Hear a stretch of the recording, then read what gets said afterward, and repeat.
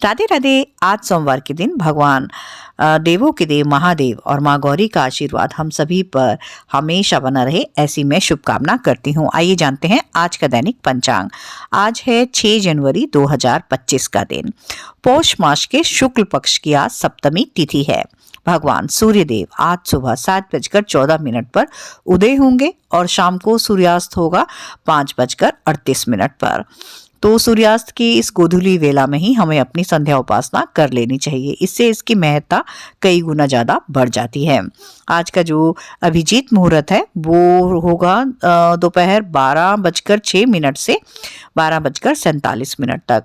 तो अभिजीत मुहूर्त क्योंकि एक अबूझ मुहूर्त होता है, तो इस मुहूर्त में हम बिना किसी पंडित से पूछे अपना कोई भी शुभ काम प्रारंभ कर सकते हैं। अपनी कोई भी पूजा पाठ से संबंधित कार्य को भी कर सकते हैं।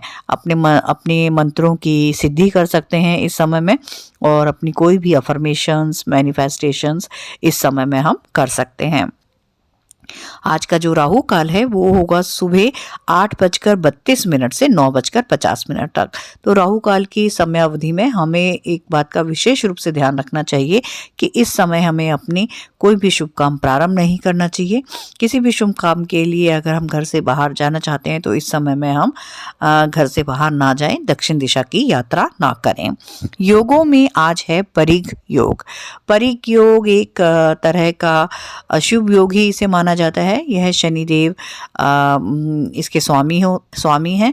इस योग में इसमें एक चीज ये अच्छी होती है कि इस योग में अगर हम अपने शत्रुओं पर विजय प्राप्त करने के लिए अगर हम किसी भी तरह का कोई प्रयास करें तो उसमें हम विजयी अवश्य होते हैं, यानी कि इस योग में हमें शत्रुओं पर विजय प्राप्त होती है।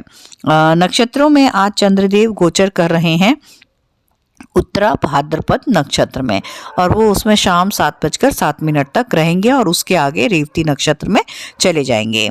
ये जो उत्तरा भाद्रपद नक्षत्र है ये भगवान शनिदेव का नक्षत्र है, और इसके जो डेटी देवता होते हैं तो जिन किन्हीं का भी ये नक्षत्र अतिमित्र हो वो इस नक्षत्र की ऊर्जाओं के साथ जुड़े। कैसे?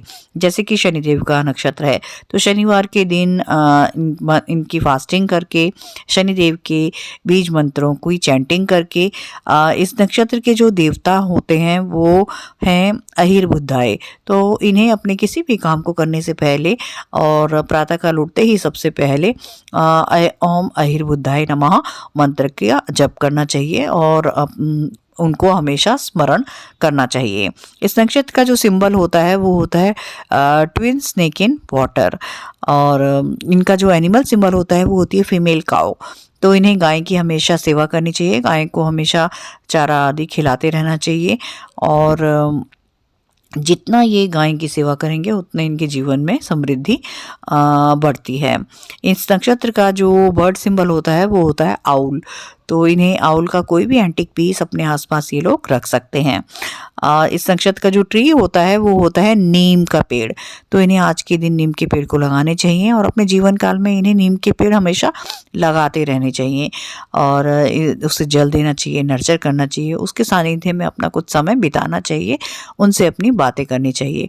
इस तरह से ये चीज़ें हैं जो कि नेचर इनकी आपको आपकी हेल्प करता है, आपका साथ देता है, आपके नेचर आपको रिस्पॉन्ड करता है।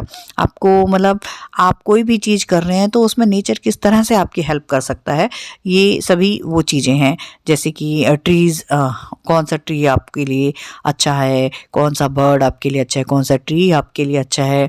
एलिमेंट्स होते हैं, हम सिंबल्स की बात करते हैं तो सिंबल्स भी हमारे बारे में बहुत कुछ कह रहे होते हैं। नक्षत्र के देवता जो हैं उनके साथ हम जुड़कर उनके मंत्रों की चैंटिंग करके हम डायरेक्टली उस नक्षत्र के साथ अपने आप को एट्यून करते हैं, उनकी एनर्जी के साथ सिंक करते हैं। तो इस तरह से हम नक्षत्र का पूर्ण फल प्राप्त करते हैं और अपने जीवन में सुख, समृद्धि, धन धान्य से परिपूर्ण होते हुए अपने जीवन को समृद्ध बनाते हैं।